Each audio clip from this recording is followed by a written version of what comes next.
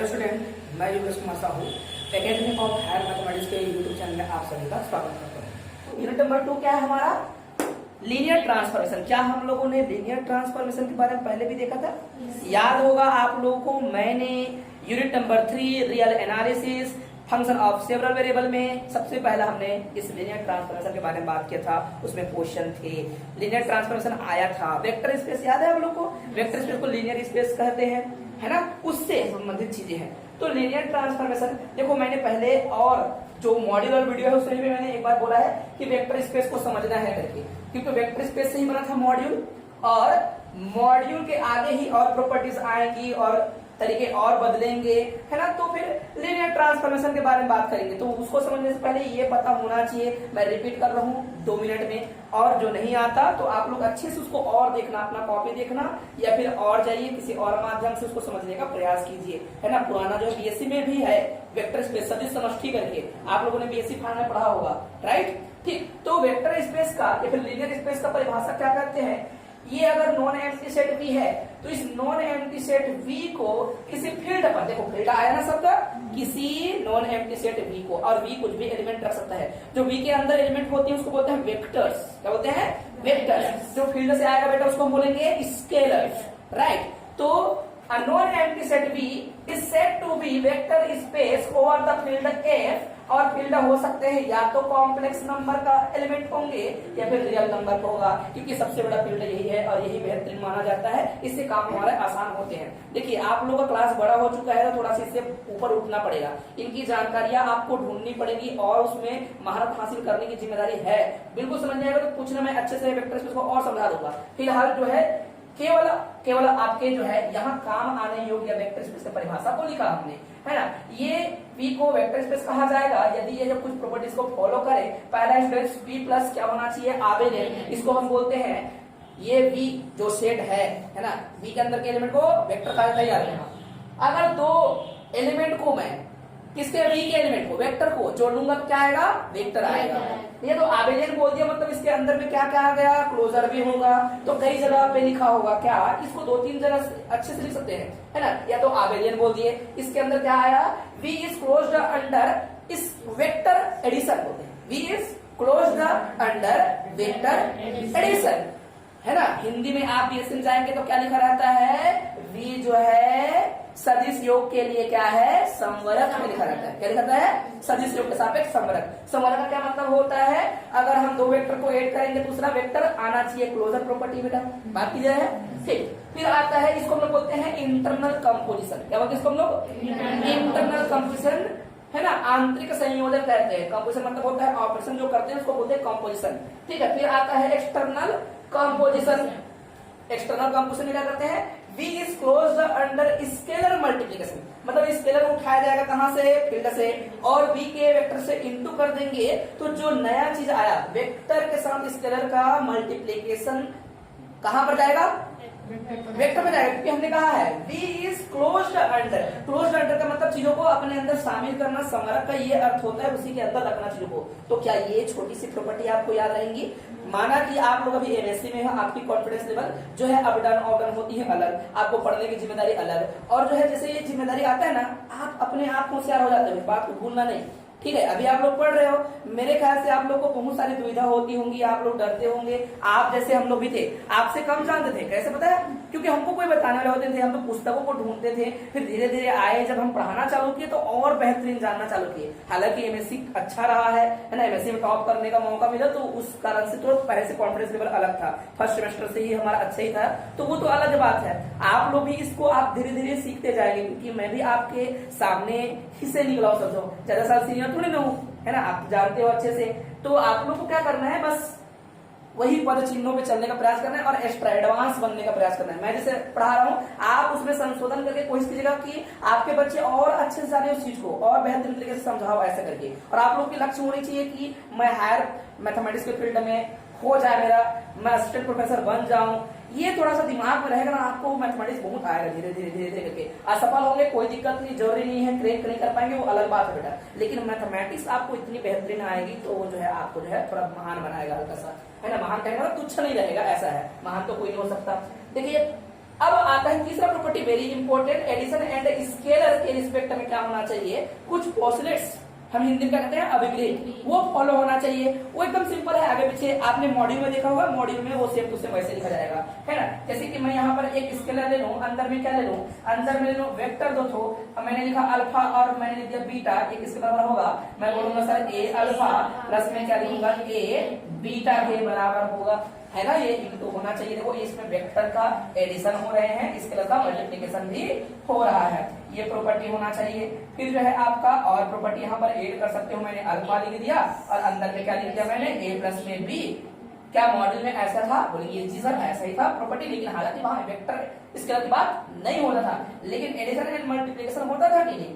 हम लिखेंगे अल्फा ए या फिर ए अल्फा, क्या लिखेंगे ए अल्फा प्लस में बी अल्फा, और बगल में जरूर लिखें और अल्फा बीटा कहां पर बिलोंग करेंगे, वेक्टर्स हैं, और ए क्या है, स्केलर है। बात कीजिए।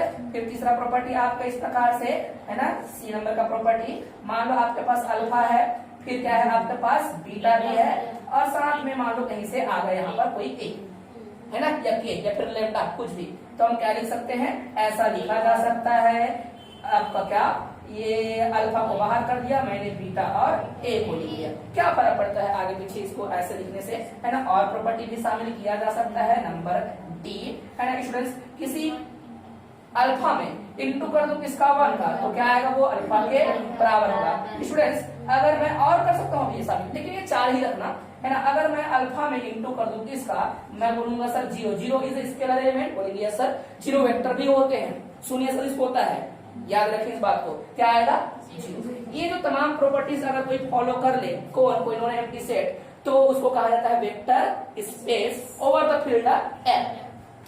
कई बार गलती से हम लोग ये कह बैठते हैं V plus dot an algebraic structure is said to B vector space, है ना। कुछ जगहों पे हो जाती है गलतियां, तो ऐसा कहना उतना उचित नहीं है जितना हमने यहाँ पर लिखा है। बोलेंगे एक नॉन एम्प्टी सेट, मतलब सेट है, कुछ है वो रखा हुआ है, ओवर द फील्ड एफ, उसको कहा जाएगा, मतलब ऑपरेशन किसके कारण से ये अपना रखेगा, प्लस और डॉट वाला जो भी रखेगा, तो नॉन एम्प्टी सेट कहना ज्यादा उचित है, न कि V प्लस डॉट कहना।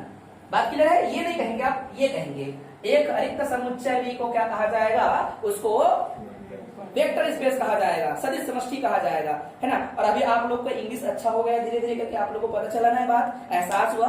फर्स्ट सेमेस्टर में आप लोग जब शुरू में आए थे, पहला दिन क्लास आए थे, तो क्या लगा था, और मैंने आपको बताया भी था ये बात, अंग्रेजी ज्यादा सरल होंगी आपके लिए करके, हुआ ना सरल, आपको ठीक लगती है, आप असहज नहीं महसूस करते, आप सहज महसूस करते हैं, आपको चीजें समझ आती भी है। तो अपनी गलतियों को किनारे करना है इस बार, और इस बार जो है कोशिश करना है कि आप लोग को फुल परसेंट लाना है, जो आपसे बन पाता है। वो परसेंट नहीं आएगा कोई दिक्कत, लेकिन अपने में संतुष्टि जो है थोड़ा लाना।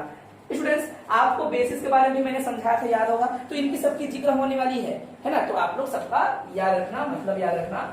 बेसिस ऑफ वेक्टर स्पेस क्या होता है, वेक्टर स्पेस में कोई सेट बी है, उसको क्या कहते हैं, a subset B of vector space B F is called basis of vector space if its every element are linearly independent, या फिर क्या बोलेंगे, every element of B is linearly independent. ये शब्द भी ठीक है, राइट। जितने भी मेंबर होंगे बी के अंदर वो लीनियरली इंडिपेंडेंट होंगे।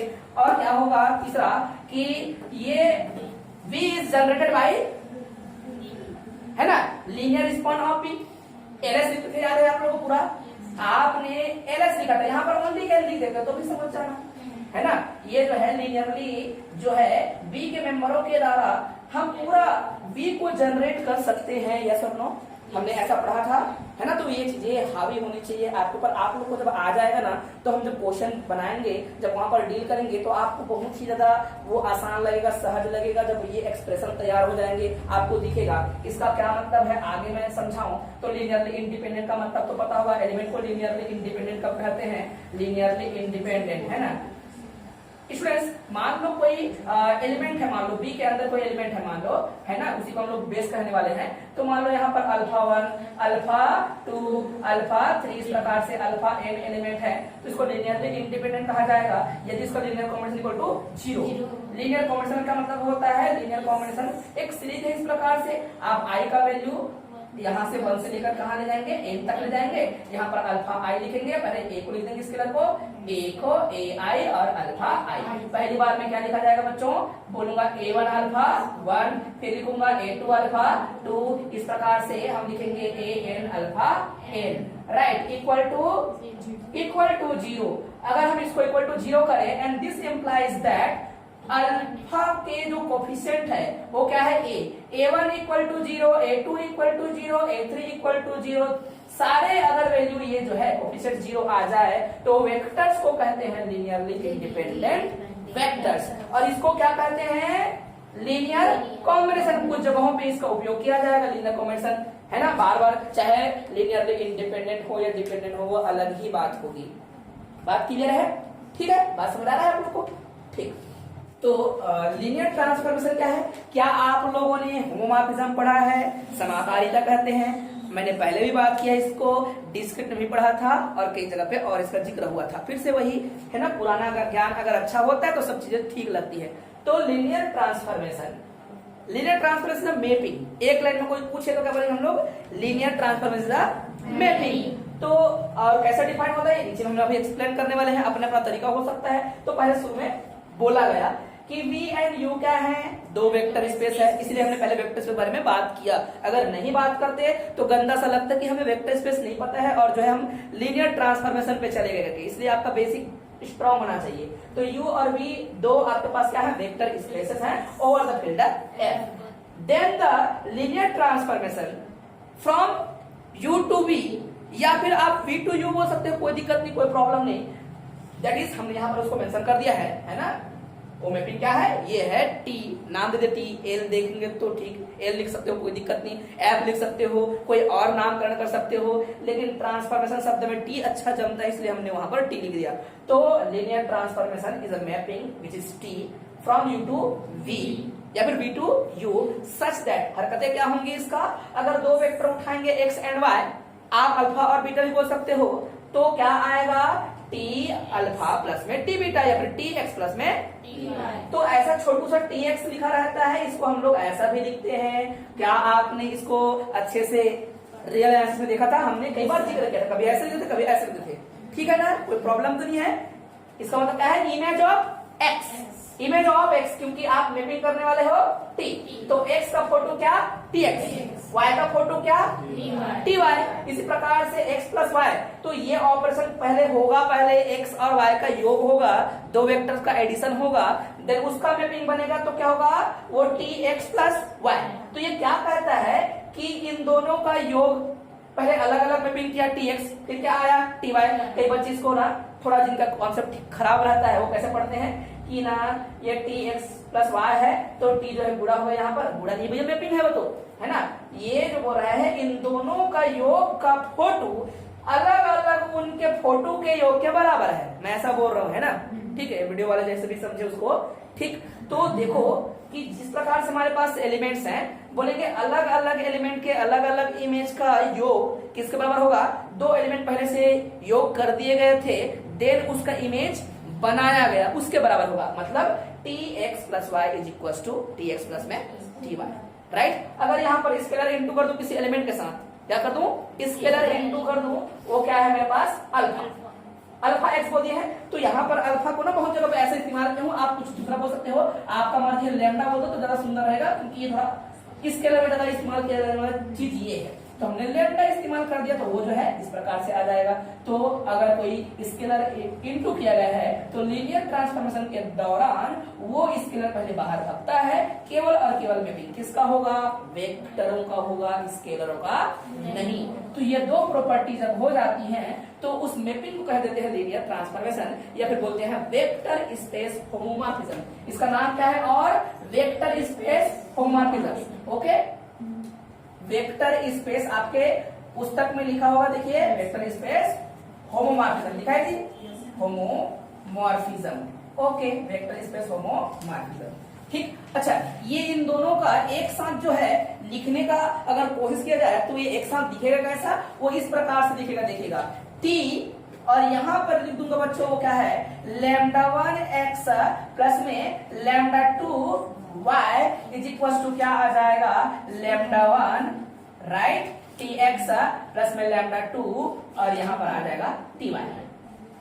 एलिमेंट किसी भी तरीके से लिया जा सकता है, अल्फा बीटा गामा जैसा भी आपको ठीक लगता है, ABCD जैसा भी ठीक लगता है, लेकिन वेक्टर का एलिमेंट अलग जैसा दिखना चाहिए और इसके अलग एलिमेंट अलग दिखना चाहिए, दैट्स इट, राइट। बस ऐसा आपको रिप्रेजेंट करना है। तो आई थिंक आप लोग लीनियर ट्रांसफॉर्मेशन को, ये आपका दूसरी दफा है और बीएससी में बोलेंगे तो वहां पर आपने कई बार प्रयोग किया है, भले भूल गए बीएससी वाला कॉन्सेप्ट, कोई दिक्कत नहीं, क्योंकि वहां पर हिंदी में पढ़ा करते थे। अब जो है आपको गणित जो है अब ज्यादा हावी है आपके ऊपर, मतलब आप हावी कहने का मतलब आपके साथ में है ना। पहले जो है सबको लेना पड़ता था, अब केवल गणित के साथ आपको जो है सवारी चलनी है, तो आप जो है उसको ज्यादा अब समझ पा रहे हो, फील कर पा रहे हो। इट मीन्स दैट भविष्य में अगर आपको मैं किसी क्लास में, बीएससी क्लास में बताने के लिए बोलूं व्हाट इज लीनियर ट्रांसफॉर्मेशन, है ना, तो आप जो है वहां पर क्लास में जो है धीरे धीरे चालू कर सकते हो, अच्छा से हर दिन आप अच्छे से धीरे धीरे उसको पढ़ा सकते हो। जब आप इस फील्ड में एंट्री करेंगे ना, मैं गारंटी देता हूं कि आप लोग मुझसे बेहतर पढ़ाओगे, अच्छा जानोगे, ये मेरा प्रयास है ना, क्योंकि ये जर्नी जो है ना धीरे धीरे बदलता रहता है। अभी मैं हूं यहाँ पर,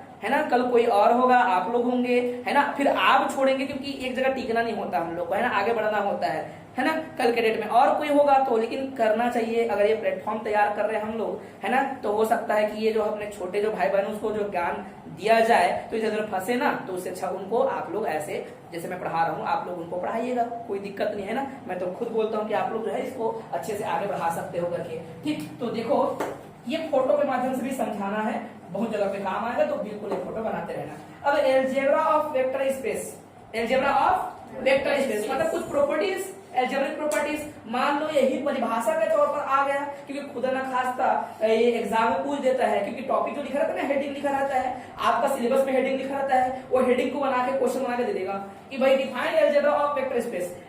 अरे इसको डिफाइन नहीं कर सकते हम लोग, डिफाइन थोड़ी करना है। What is algebra of vector space बोलेगा तो फिर मजा आएगा क्वेश्चन, है ना। तो एल्जेब्रा ऑफ वेक्टर स्पेस कुछ प्रॉपर्टीज हैं जो कि खास अभी हम लोग लिखने वाले हैं, है ना। तो सबसे पहले थोड़ा मेंशन करेंगे, सपोज ये आ गया 2.5 नंबर में, तो बोलेंगे सर यू और वी क्या है, हमारे पास कुछ वेक्टर स्पेस है जिन पर हमारा क्या बनाया गया है, सेट ऑफ लीनियर ट्रांसफॉर्मेशन। प्यारे बच्चों देखिए, दो सेट के बीच में एक ही प्रकार का मैपिंग होता है ऐसा नहीं होता, मैपिंग अनंत हो सकते हैं, बहुत सारे हो सकते हैं, पता है ना ये बात, मैंने आप लोगों से कई बार जिक्र किया है भैया, मैपिंग एक होता है, टी इज अ मैपिंग। अरे टी तो और हो सकते हैं, बहुत प्रकार के हो सकते हैं मैपिंग। तुम लोगों को लगता है ना दो सेट के बीच में बहुत सारे मैपिंग होते हैं, दो सेट होगा ना, वेक्टर स्पेस क्या है, दो सेट है ना, दो सेट के बीच में बहुत हजारों प्रकार के मैपिंग हो सकते हैं। इस बात को महसूस कीजिए। आप लोगों ने कई बार जो है सीक्वेंस देखा होगा, तो सीक्वेंस क्या लिखा है आप लोगों ने, भैया सीक्वेंस जो है natural number two real number लिखा है आपने कई बार। तो आप कोई भी नेचुरल नंबर लेंगे, मान लो आप fn बोल रहे हो, fn बराबर में एक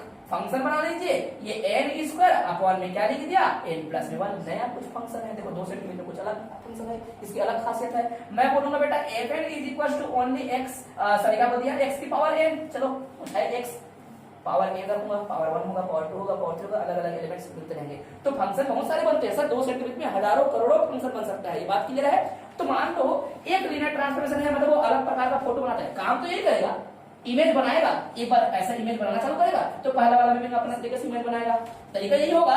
लेकिन अपनी खासियत भी तो होती है मैपिंग की, मैपिंग की खासियत क्या होती है, कोई मैपिंग मान लो कोई स्क्वायर कर रहा है किसी चीज का, कोई मैपिंग क्या कर रहा है, क्यूब कर रहा है वेक्टरों का, है ना। तो आपने ऐसा बोल दिया x प्लस में y, x प्लस में y, और यहाँ पर क्या कर दिया इसने, ये x का क्यूब कर दिया अलग से, स्क्वायर कर दिया, फिर y का स्क्वायर कर दिया, ऐसा होता है, ऐसा हो सकता है। इसका मतलब ये था क्या करना था, इसको f ऑफ x करना था प्लस में f ऑफ y, और पहले मेंशन कर दिया था कि इसका काम है मैपिंग का मतलब वर्ग करना, कहीं पे मेंशन कर देगा कि सर अगर f के रहा तो f के का फोटो का मतलब होता है क्या, k स्क्वायर, ये प्रॉपर्टी बन गई। लीनियर ट्रांसफॉर्मेशन में आपको वही काम करेगा, x का स्क्वायर y का स्क्वायर।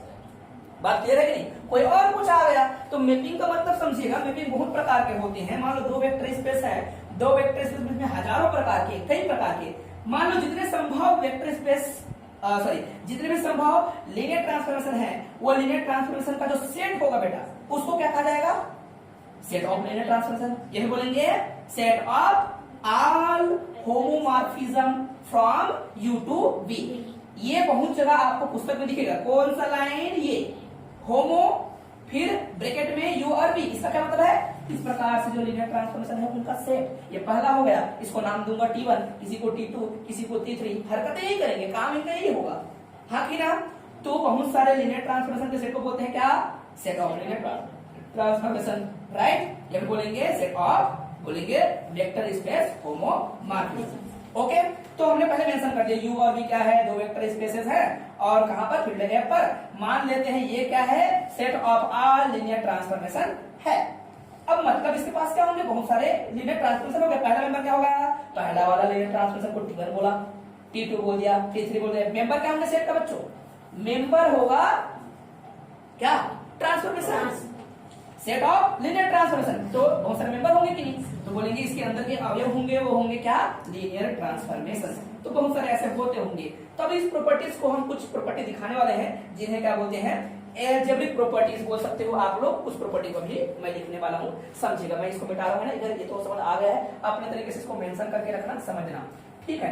तो पहला प्रॉपर्टी देखिएगा, दो वेक्टरों का सॉरी ये अगर मान लो दो ट्रांसफॉर्मेशन है, इफ मैंने बोल दिया T1 and T2 belongs to linear, क्या है ये, सेट ऑफ लीनियर ट्रांसफॉर्मेशन। ये जो लिखा हुआ है क्या है, set of linear transformation from U to V। तो पक्का ये कहना चाहता है कि अगर दो अलग अलग लीनियर ट्रांसफॉर्मेशन है तो दोनों का एडिशन, दो लीनियर ट्रांसफॉर्मेशनों का योग भी क्या होगा, लीनियर ट्रांसफॉर्मेशन होगा। बच्चों क्या मैं समझा पा रहा हूं आप लोग को, सही बात है ये, ऐसा होगा, रखना पड़ेगा आपको, ठीक है। दो लीनियर ट्रांसफॉर्मेशन का इनटू भी क्या होगा, एक नया लीनियर ट्रांसफॉर्मेशन होगा। मैं लिखूंगा इफ हमारे पास T1 and T2 we are two vector space homomorphism, या फिर नाम क्या है इसका, linear transformation, then this implies that T1 into T2 belongs to also a set of linear transformation। इसके अंदर में जाएंगे ये, बात क्लियर है, कोई प्रॉब्लम तो नहीं है। ऐसे पुस्तक में बहुत सारे छोटे छोटे प्रॉपर्टीज नजर आएंगी, इन सभी प्रॉपर्टीज को लिखा जा सकता है ना। तो एक दो प्रॉपर्टी मैं जो है लिख देता हूं, ठीक। और प्रॉपर्टीज है मेरे पास, ओके, मैं कॉपी का इस्तेमाल कर रहा हूं, बी, फिर T1 प्लस में क्या, T2, ऐसा है तो क्या आएगा, बी कोई ये वेक्टर स्पेस, ये जो है ना छोटू वाला ऐसा वेक्टर है, सेट नहीं है ना, याद रखना। अभी यहाँ पर वेक्टरों को कभी कभी V1 बोल देगा, छोटू वाला V2 बोल देगा, हम लोग एक्स वाई बोलते थे, अल्फा बीटा बोलते थे, वो उसका मतलब है इसके मेंशन करने से आप घबराना नहीं, ठीक है। तो V1 बोलेगा छोटा सा, छोटू सभी बोलेगा, मतलब वेक्टर्स है। तो वेक्टर अगर ऐसा है इस प्रकार से, तो दो प्रकार के अगर ये लीनियर ट्रांसफॉर्मेशन यहाँ पर मौजूद है मान लो, तो इसके साथ वो क्या काम करेंगे, ये एक बार V2 को V1 के साथ भी आएगा, और क्या होगा स्टूडेंट्स, ये जो है V2 के साथ भी इस प्रकार से, सॉरी V2 बोल रहा हूं बार बार, ये क्या है, T2 के साथ भी ऐसा लिखा जा सकता है। ये एसोसिएटिव प्रॉपर्टी को भी फॉलो करता है, मतलब T1 आपके पास लीनियर ट्रांसफॉर्मेशन है, दो लीनियर ट्रांसफॉर्मेशन T2 और T3 को एक साथ रखा गया, पहले इनके द्वारा आपस में कंपोजिशन किया गया, और भविष्य में क्या हो जाएगा, इस प्रकार से भी किया जा सकता है। सारे मान क्या आएंगे, एक जैसे ही आएंगे। क्या ये बातें समझ पा रहे हैं आप लोग। सपोज ये आपका, और एक T1 बाहर में है और T2 और प्लस में यहाँ पर T3 है, और बराबर में क्या लिख दिया हमने, क्या आना चाहिए, बोलेंगे सर एक प्रकार का वितरण नियम जैसा कुछ, राइट, ऐसा प्रॉपर्टी को भी फॉलो करेगा। तो इन सभी जो तरीके हैं, इन सबको क्या कहा जाता है, algebraic properties of linear transformation, right. अगर कहीं पे ऐसा छोटू सा वेक्टर है और अंदर में क्या है, ये कोई स्केलर, यहाँ मतलब पुस्तक में कुछ जगहों पे अल्फा लिख देगा, तो अल्फा को जान जाना कि ये स्केलर के रूप में प्रयोग कर रहा है। हालांकि बीएससी में देखेंगे तो हमेशा वेक्टरों को अल्फा बीटा से नवाजा गया है, इनसे प्रदर्शित किया गया है, और यहाँ पर कुछ जगहों पे अल्फा, गामा, लैम्डा, डेल्टा, इनको स्केलर की तरह ट्रीट किया गया है ना। तो घबराने, कंफ्यूज मत होना, कोई प्रॉब्लम तो नहीं है। अगर कहीं पे अल्फा लिखा है और अंदर में क्या लिखा है, कोई ट्रांसफॉर्मेशन है, तो ऐसा भी होगा। ये क्या लिखा जाएगा, अल्फा बाहर और जो है लीनियर ट्रांसफॉर्मेशन कौन करेगा, ये करके ऐसा आगे पीछे थोड़ा सा, या फिर बी को ऐसे लिख सकते हो, ये कोई प्रॉब्लम तो नहीं है, ठीक है। ये अल्फा का कोई मतलब नहीं है, ये जो है इनके साथ जो भी काम कर सकता है वो जो है प्रयास किया जाएगा। बात क्लियर है, ठीक, ओके। ये सब प्रॉपर्टीज है, एक प्रॉपर्टीज, दो प्रॉपर्टीज, किसी प्रॉपर्टी को हम लोग क्या करेंगे, प्रूव करके देखने वाले हैं, है ना। पुस्तक में है प्रॉपर्टीज, सब देख लो, सबको मैंने मिला के एक ही बार लिखा है, और बहुत सारे छोटे छोटे प्रॉपर्टीज को प्रूव करने के लिए क्वेश्चन के तौर पर इसको दिया गया है, फिर है ना। फिर हम लोग क्वेश्चन पेपर चेक करेंगे क्या क्या प्रॉपर्टीज आए हैं एग्जाम में करके, ओके। नहीं है ब्लर, ठीक। स्टेटमेंट क्या है, लेम्मा का या फिर थ्योरम का, ये ऐसे क्वेश्चन आएंगे। For any linear transformation T1 and T2 belongs to set of linear transformation, then prove that their sum T1 plus T2 is also set of linear transformation। यहाँ पे belongs to linear transformation का मतलब होता है कि अगर ये linear transformation थे तो योग भी linear transformation होगा, ऐसा बोलेगा। तो ये इसको शाब्दिक रूप में लिख देगा तो भी हम प्रूव कर सकते हैं। मान लो इसको ऐसा नहीं बोलता नथिंग की तो तबियत खराब है, एकदम ठीक दिखा ध्यान से, ठीक। लीनियर ट्रांसफॉर्मेशन है, ऐसे बिलोंग से बोल दिया तो क्या है, वो लीनियर ट्रांसफॉर्मेशन है ना। तो हमें प्रूव करना है कि ये भी लीनियर ट्रांसफॉर्मेशन होगा। तो शुरुआत करेंगे सिंपल सा और देखते हैं प्रूफ में।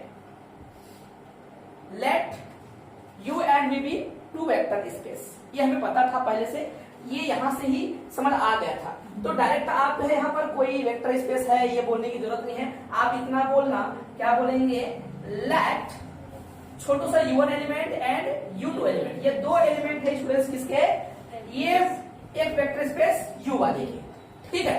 और क्या हमारे पास ये अल्फा और बीटा जो है वो एलिमेंट है किसके, फील्ड है, ठीक है। अच्छा, भविष्य में अगर इसका फोटो बनाऊंगा, u1 का फोटो मतलब मैपिंग क्या आएगा, क्या बोला जाएगा, v के रूप में आएगा, v1 के रूप में आएगा, क्योंकि u से भी आपका लीनियर ट्रांसफॉर्मेशन है। बात सुना है, ये इसका मतलब है ये transformation of u1 is called v1, right, क्योंकि u से फोटो कहां पर बनना है, u से फोटो बन जाना है v1, है ना। इसी को बोल दिए होते ऐसा u1, तो यहाँ पर क्या बनता, v1 फोटो, है ना। अभी u1 बोलते तो यहाँ पर फोटो क्या बनता, v1 के रूप में, है ना। बात क्लियर है, ठीक। तो बेसिक जानकारियां धीरे धीरे करके आपको समझ आएंगी। चलिए, हमने क्या बोला गया है प्रश्न में, सिंस या फिर लेट करके लिखेंगे, सिंस भी लिखेंगे तो भी चलेगा, सिंस T1 एंड T2 ये दो क्या है, आर लीनियर ट्रांसफॉर्मेशन, आप लोग शॉर्टकट में लिख सकते हो LT करके, टू लीनियर ट्रांसफॉर्मेशन।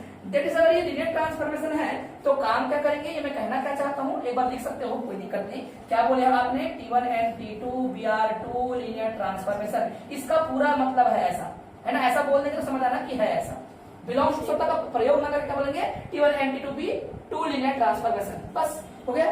अच्छा, लीनियर ट्रांसफॉर्मेशन है तो काम क्या करेंगे, लीनियर ट्रांसफॉर्मेशन है इसका मतलब ये होगा so that by definition of linear transformation, पहला अगर लीनियर ट्रांसफॉर्मेशन है ये पकड़ेगा एलिमेंट u1 प्लस में किसको, u2, अल्फा नहीं, क्या पकड़ेंगे आप इस प्रकार से, या फिर हम क्या करें, एक साथ कॉम्बिनेशन जो यहाँ पर एक बार काट के लिखा था याद है, 2 3 लिखना पड़ेगा, उससे हम जैसे कि बोल रहे हैं अल्फा वाला डायरेक्ट आप लिख सकते हो, u के साथ आप अल्फा u1 बोल दो, फिर प्लस में क्या बोल दो आप, बीटा u2 बोल दो, और फोटो बनाएगा कैसे, ये बोलेंगे अल्फा और T1 u1 फोटो बनाएगा इसका, फिर प्लस में यहाँ पर क्या आएगा, बीटा बाहर होगा, T1 और u2 रहेगा, हाँ कि ना, ऐसे करना पड़ेगा आप लोग को, ओके, कोई प्रॉब्लम तो नहीं है। समीकरण नंबर ये 1 है, इक्वेशन नंबर क्या है ये हमारा 1, ओके ना। इसी प्रकार से T2 ही मैपिंग है और वेक्टर तो उठाना वहीं से है, कहां से, u से, तो फिर से क्या करा आपने, अल्फा u1 प्लस में बीटा u2, और फोटो कैसे बनाएगा ये, अल्फा और ये T2 u1 और यहाँ पर बीटा T2 u2, समीकरण नंबर 2, है ना, ओके, ठीक है। इससे हमारा काम बन जाएगा। हमको क्या करना है, इन दोनों का योग करने का प्रयास करना है। हमें यह सिद्ध करना था कि T1 प्लस में T2 वाला भी यही टाइप का हरकतें करेंगी, ये समझानी थी ना। अब शुरुआत करता हूँ, इधर आ रहा है क्या पिंक, वो रूप में आया, इधर तक आया है, हाँ ठीक, ओके। देखिए हम क्या करें, शुरुआत करते हैं नाउ, और T1 प्लस में T2, क्या करने मैंने, T1 प्लस में T2, और साथ में क्या कर दिया, जैसे कि ये जो हरकतें कर रही ना, ये भी करना चाहिए, मैं सोचा हूं, तो मैं रख दूं यहाँ पर क्या एलिमेंट रख दूं, अल्फा u1 प्लस में अल्फा u2, अल्फा क्यों बोलो, बीटा u2, और ये जो है आगे मैपिंग करके वैसे जाना चाहिए, ऐसा हमने सोचा हुआ है, ठीक। अब यहाँ से लीनियर ट्रांसफॉर्मेशन से आप जो है चीजों को देखो, ऐसा कुछ हमने किया होगा तो, कि कोई ट्रांसफॉर्मेशन हो और अंदर में इधर क्या हो, एलिमेंट हो, या फिर एलिमेंट हो, या फिर बाद उधर कोई भी हो सकता है। ये देखो एक एलिमेंट को पकड़ा था, याद है इधर, और इसके साथ रखा था, इसके साथ रखा था, है ना। ये इसका मतलब ये स्टूडेंट्स कि ट्रांसफॉर्मेशन होने के लिए तैयार है, ट्रांसफॉर्मेशन होने के लिए तैयार है। पीछे से लिख देता तो पीछे से लिखा रहता। तो कई बार क्या है, बच्चों को प्रॉब्लम हो जाती है कि अगर वेक्टर को लिखा हो इसका क्या मतलब है, इसको ना टी वी लिख तो ज्यादा अच्छा लगता है, पुस्तक में ऐसा मेंशन कर दिया है। तो आप घबराओ नहीं से, मैं पीछे से लिखता इसको, इसका मतलब ये था कि वेक्टर का मैपिंग किया जाएगा, ऐसा है। वेक्टर का इंटू किया जा सकता है, ऐसा भी हो सकता है, लेकिन मैपिंग की बात करें तो मैपिंग ही होगा। तो दो ट्रांसफॉर्मेशन है, ये आपका वेक्टर है, दो वेक्टर का वो जो आपका इंटू होता है इसके साथ क्या आता है ना, ये खुद अपने आप में वेक्टर, फिर क्या आएगा ये वेक्टर, और दो वेक्टर का एडिशन क्या वेक्टर है। वेक्टर स्पेस में ये होता है ना, वेक्टर स्पेस की प्रॉपर्टी है, बीएससी में ये थ्योरम है। क्या बोलते थे कि आपके पास मान लो कुछ है, एक्स और वाई क्या है, दो वेक्टर है, अगर ए और बी क्या है स्केलर है, तो सिद्ध कीजिए क्या होता था, ये भी क्या होता है इस प्रकार से, ए एक्स प्लस में B y also belongs to B. Vector ही होते हैं स्टूडेंट्स, वेक्टर एडिशन है, वेक्टर का मल्टीप्लिकेशन है, अभी हमने समझाया था आपको वेक्टर की परिभाषा, ठीक है। तो अगर मैंने ऐसा लिखा है तो अलग अलग ट्रांसफॉर्मेशन में क्या होगा, बोलेंगे सर दोनों ट्रांसफॉर्मेशन करेंगे। तो एक बार मैं लिखूंगा T1 और लिखूंगा अल्फा U1 प्लस में क्या लिखूंगा बीटा U2, एक बार हो गया, प्लस है तो प्लस, फिर लिखूंगा T2 और क्या हो जाएगा अल्फा U1 प्लस में क्या लिखूंगा यहाँ पर और बीटा U2, कोई प्रॉब्लम नहीं है। और समीकरण 1 2 3, इसको हम समीकरण 3 दे देते हैं नाम, ये समीकरण क्या है आपका 3 है। फ्रॉम इक्वेशन 1 2 एंड 3 हमारे पास है, तो इनका इस्तेमाल किया जाएगा। देखिए इसका मान वहां पे रखा जा सकता है राइट हैंड साइड में, इसका मान रखा जा सकता है राइट हैंड साइड में। तो हम लिखेंगे यहाँ पर t प्लस में T2 मैपिंग करना चाहता है किसके साथ, अल्फा U1 प्लस में बीटा U2, और आएगा क्या फिर इमेज, इन पूरे को यहां से लिख दीजिए, वो क्या है आपका अल्फा T1 U1, ओके, फिर प्लस में क्या लिखेंगे बीटा T1 U2, फिर प्लस में आगे इसके लिए आएगा अल्फा T2 U1, फिर प्लस में beta T2 U2, right, okay. Students कहीं पे अल्फा दोबारा आया होगा, दो जगह दिख रहा होगा, वहां से आप जाइए थोड़ा सा समझने का प्रयास कीजिएगा। मैं यहां से ये और ये एक जगह रख सकता हूं, अल्फा को बाहर किया, फिर मैंने लिखा T1 U1, फिर प्लस में T2 U1, ओके, ये होगा, फिर प्लस में क्या लिख दिया मैंने बीटा को, और इसी प्रकार से T1 U2, फिर प्लस में T2 U2, राइट, होगा ऐसा, हमने इस प्रकार से लिख दिया। अब रही बात अब एलिमेंट का, तो एलिमेंट को भी हम क्या करने वाले हैं, देखिए लीनियर ट्रांसफॉर्मेशन का क्या मतलब है, स्केलर बाहर आना चाहिए था, मैपिंग दिखना चाहिए था, और मैपिंग दिखने के साथ साथ क्या दिखना चाहिए था, मेंबर दिखना चाहिए था। अगर दो मेंबर है तो अब देखिए मैं इसको एक बार अल्फा लिख दिया, और मैं क्या T1 प्लस में T2 ऐसा लिख सकता हूं, और क्या लिख दिया साथ में, मैंने लिख दिया U1 को, हाँ कि ना, एक ही मतलब होगा कि नहीं है। फिर प्लस में क्या लिख दिया हमने बीटा को, और हमने क्या लिख दिया यहाँ पर T1 प्लस में T2, और यहाँ पर लिख दिया हमने किसको U2 को। अगर कोई मेंबर आए, कोई मैपिंग आए, अल्फा को अलग करे और वेक्टर को मैप करे, बीटा को अलग करे वेक्टर को मैप करे, हाँ जी, ब्लड कंप्लीट हो गया होगा, सेव नहीं होगा, फिर क्या हो गया, ज्यादा डिस्टर्ब करेगा तो फिर उसको नहीं रखेंगे, है ना, जरूरी नहीं है उसको रखना, ठीक। तो ये प्रॉपर्टी किसका है, आप इसको पूरे डब्बे में रखना अच्छे से, ये प्रॉपर्टी है आपका लीनियर ट्रांसफॉर्मेशन, क्योंकि यहाँ पर देखो हमने यही मेंशन किया है, अगर ये जो है एक साथ लिखा था वो याद है ना, वो चीजें ज्यादा जरूरी है, यहाँ पर ना उसको अच्छे से लिख देना, मैं एक साथ लिख देता हूँ, ये हमेशा होना चाहिए आपके पास, क्या लिखेंगे टी, और अगर आपके पास क्या है कुछ लैम्डा 1 या फिर अल्फा वाल्फा जो भी बोलना है आपको, अल्फा बीटा बोल सकते हो चलेगा, या फिर यहाँ पर अल्फा बोलता हूँ, और क्या है एक्स, और बीटा क्या है वाई, बराबर क्या आना चाहिए अल्फा टी एक्स, मतलब वेक्टर आना चाहिए यहाँ पर, बीटा मतलब स्केलर बाहर, इसे क्या आना चाहिए टी, और अंदर में होना चाहिए वाई। तो ये लीनियर ट्रांसफॉर्मेशन के लिए मुख्य शर्त है। तो ये तो होल्ड कर रहा है जी, आपने कुछ वेक्टर और स्केलर का कोई कॉम्बिनेशन तैयार किया है, उसके साथ जाके यही काम कर रहे हैं, उसके स्केलर को बाहर और उसके वेक्टर का मैपिंग। ब्रैकेट में रखना है तो ब्रैकेट में रखेंगे, बिना ब्रैकेट में रखेंगे तो भी अति उत्तम है। तो यहाँ पर उसको हाईलाइट करते हुए बोलेंगे दिस इज क्लियर। क्या बोलेंगे? This is clear. T1 plus में T2 is a member of ये, या फिर बोलेंगे, या फिर क्या बोलेंगे, लीनियर ट्रांसफॉर्मेशन, है ना, दिस इज लीनियर ट्रांसफॉर्मेशन। बात क्लियर है ना?